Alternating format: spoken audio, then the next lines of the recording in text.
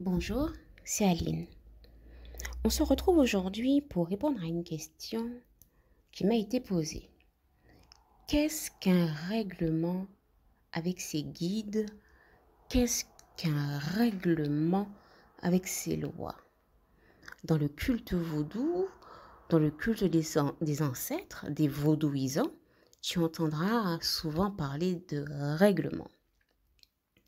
Si tu n'es pas encore abonné, je t'invite à t'abonner. N'hésite pas à activer la petite cloche pour recevoir les notifications, à partager, à commenter. Tu connais déjà la musique. Alors, qu'est-ce qu'un règlement avec ses lois? Bien entendu, tu dois t'en douter, pardon, je ne peux pas tout te dire, car tout ne se dit pas. Cela s'apprend avec sa maman et son papa ou frère spirituel. À savoir aussi que ce que je te dis concerne ma pratique, mon culte. Je ne sais pas pour les autres cultes. Un règlement, c'est une règle qui a été conçue entre tes lois et toi. Le règlement, généralement, est mis en place depuis nos ancêtres qui servaient ces mêmes lois à leur époque. Et ce règlement est censé être transmis de génération en génération à chaque personne qui hérite de ces lois. Ok? De nos jours, en 2023, nous sommes nombreux, moi la première, qui nous retrouvons avec des lois, avec nos guides, mais sans avoir reçu la connaissance de nos pères qui ont traversé. Pour que tu puisses mieux comprendre ce que c'est qu'un règlement, je pense que le mieux, c'est que je te parle avec des exemples. Que je te donne des exemples. Ces exemples, encore une fois,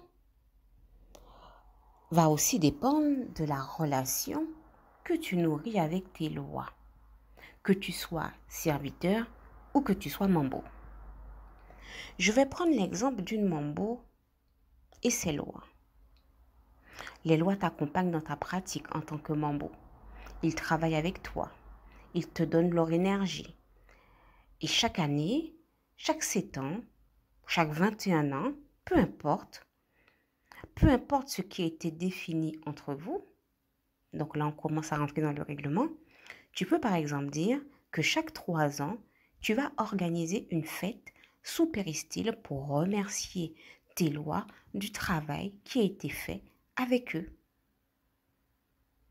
C'est ça qu'on appelle un règlement.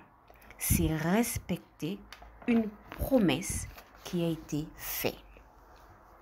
On appelle cela bail-loi-la manger. Autre exemple. Tu as sur toi un garde qui te protège. Généralement, un garde, tu lui donnes à manger chaque fin d'année. Généralement à la saison de Simbi Makaya. Par exemple, tu dis chaque mois de décembre à telle date, au nom de ton garde ou de tes gardes, tu organises une charité, un grand repas que tu feras à l'honneur sous le nom de cette énergie.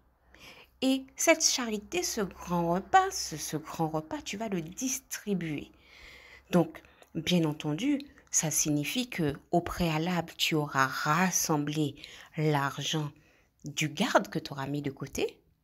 Avec cet argent, chaque mois de décembre, à telle date, tu organiseras ce repas que tu distribueras gratuitement à des inconnus, des personnes par charité au nom de cette énergie.